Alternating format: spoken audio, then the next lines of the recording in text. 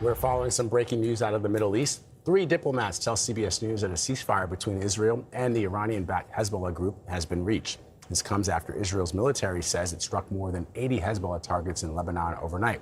Lebanese state media says more than a dozen civilians were killed. Meanwhile, Israel said 4 soldiers were killed in an attack on a tank in Lebanon.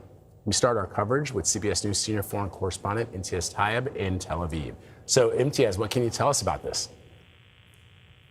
Well, let me just say, we were just talking about an hour ago, Vlad, and if somebody said to me that a ceasefire was imminent, I probably wouldn't have believed it. And yet here we are. We're now hearing from Israeli officials that Israel has entered a ceasefire, that Israel will remain in what it describes as the security zone, which means it will continue to have boots on the ground inside Lebanon, and went on to say that if Israel is attacked by Hezbollah or if Israeli forces are attacked, that they will respond. But further to your point, CBS News has heard from 3 separate diplomats that this ceasefire was mediated by Qatar, the U.S. and Iran. We have to remember that point 1 of the memorandum of understanding that President Trump signed in Versailles, France, is to end the conflict in Lebanon.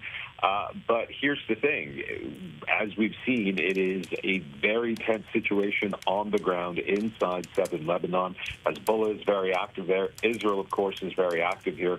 And this also comes at a moment of really heated rhetoric between the U.S. and Israel in ways that we just simply haven't seen before. But we can confirm the ceasefire is in place, and it is expected to come into place at 4 p.m. local time. That's in about 1 hour from now. And of course, you know, the negotiations that are supposed to happen that have been postponed after the signing of the memorandum of understanding, this ceasefire being a really important piece to get those negotiations going. But, I mean, you've been reporting on the ground throughout this entire war. It feels like we have seen these types of things happen before, ceasefires that eventually are no longer, are broken. What's your read on the escalating tension between these 2 sides, given that 4 p.m. sounds like everyone's laying their weapons down? Yeah, that's a very good point. We've seen a lot of things happen over these past few months, specifically with this war, including the U.S. and Iran trading pretty significant strikes, and Israel and Iran trading fairly significant strikes, and yet the word ceasefire remained and still held. And so, frankly, I think if we're going to be looking at the situation inside Lebanon, I think if the phrase ceasefire will mean that there is a ceasefire, but does that mean that there will be zero violence? I don't think that's the case. I think it's really going to be sort of read in the moment as to just how escalatory a Hezbollah strike may be or an Israeli strike may be. But it's what's abundantly clear here is that the U.S., Iran, and its partners need to see this period, this 60-day period that we are now in, for these negotiations to occur. President Trump making it very clear that he saw the global economy at risk if this war continued, and he wants to see an end to this war, and he wants to see these negotiations move forward. The fact that Israel has now accepted this ceasefire, and we'll have to see in an hour from now if the guns go silent, at least to a degree. Still, though, this is a pretty significant step, and one would imagine it has come under a lot of pressure put on the Israeli leadership. Now, again, we've been hearing from the Israeli Prime Minister Benjamin Netanyahu, who just this morning said that the fighting would not stop, and yet here we are. Again, this ceasefire that Israeli officials have now confirmed is going to be going into effect. But the thing is, even if the ceasefire is in place, these negotiations, the clock is already ticking, and these are going to be very challenging talks between the U.S. and Iran on enormous issues like Iran's nuclear program, sanctions relief, its proxies, its missile and ballistics program, all of these thorny issues which will have to be dealt with in this 60-day window, which could possibly be extended. But at the same time, there's this simmering tension that's just roiling underneath, and not least the tensions that we now have between the Israeli leadership and the American leadership. Guys. All right, Imtiaz, really appreciate you jumping on the phone with this breaking news. I want to go to CBS News congressional correspondent Nicole Killian, who's at the White House. So, Nicole, I mean, as far as we know, the negotiations between Iran and the U.S. still remain delayed. Should we expect that to change soon, given that this new development with Israel? Yeah, well, we'll have to see if this ceasefire does in fact take effect, if that does kind of kickstart these negotiations that were due to start today in Switzerland. In fact, the vice president putting off his travel for now. Take a listen to what he said about it.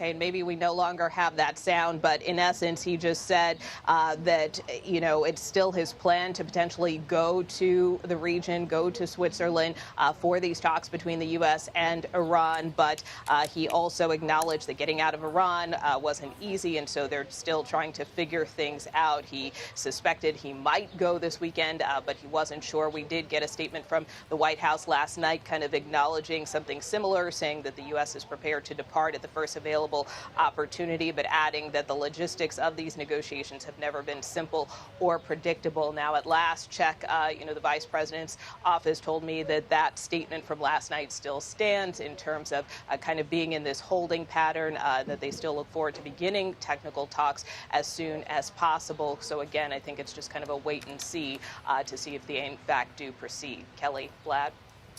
All right, Nicole Killian reporting from the White House for us. Nicole, thank you.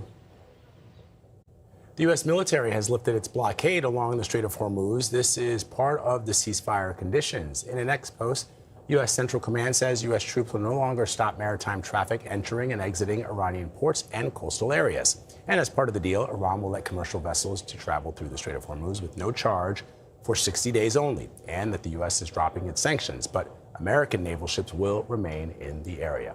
Let's bring in Mark Cancian. He is the senior advisor for the Center for Strategic and International Studies, Defense and Security Department. Mark, it's good to see you as always. So, what is the purpose of keeping the military in place, the naval ships in the Strait of Hormuz at this point?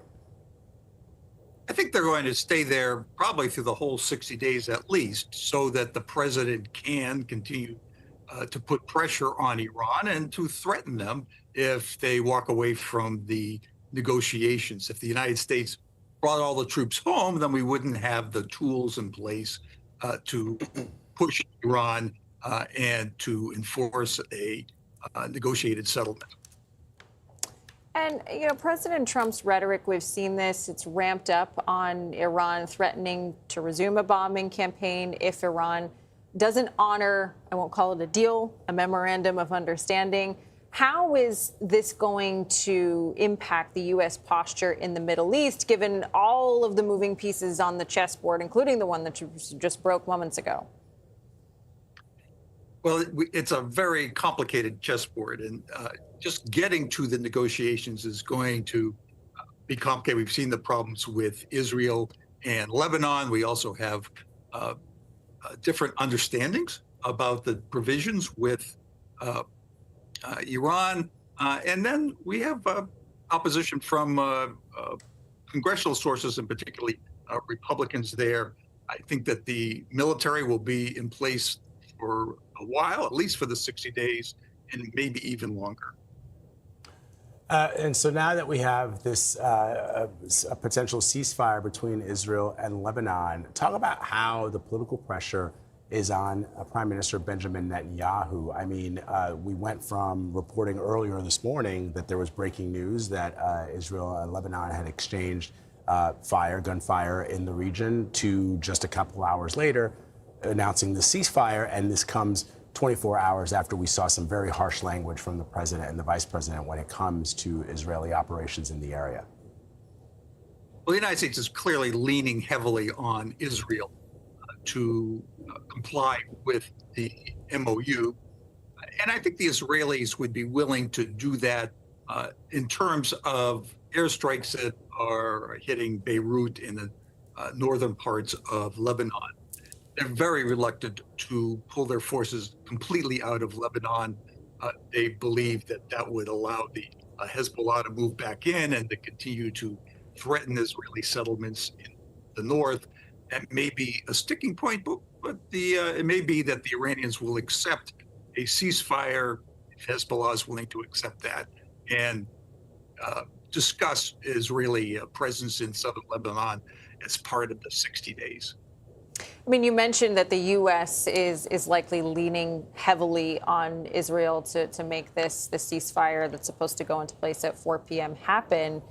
Do you think that there's any chance that this holds? Because we know Prime Minister Netanyahu has made it clear, I mean, if there's any movement from Hezbollah, they will hit back, they'll defend themselves. Right. But you mentioned that pressure. I'm also thinking, though, about the pressure that Iran could exert on Hezbollah to make sure that they don't move because they're the ones backing them. And I think that's correct, that Iran has been Hezbollah's main backer. They have a lot of influence over Hezbollah. The reason that Hezbollah got involved in the war in the first place is because Iran pushed them to participate. They were not involved in the first couple of days, but then when Iran was under so much pressure, they pushed Hezbollah to participate so they could pull Hezbollah back and help continue this ceasefire. But there's no question that if Hezbollah were to shoot at Israel, either its soldiers or its cities, Israel will always strike back. All right, Lieutenant Colonel Mark Cancian, always great to have you, my friend. Thank you. Thanks for having me on the program.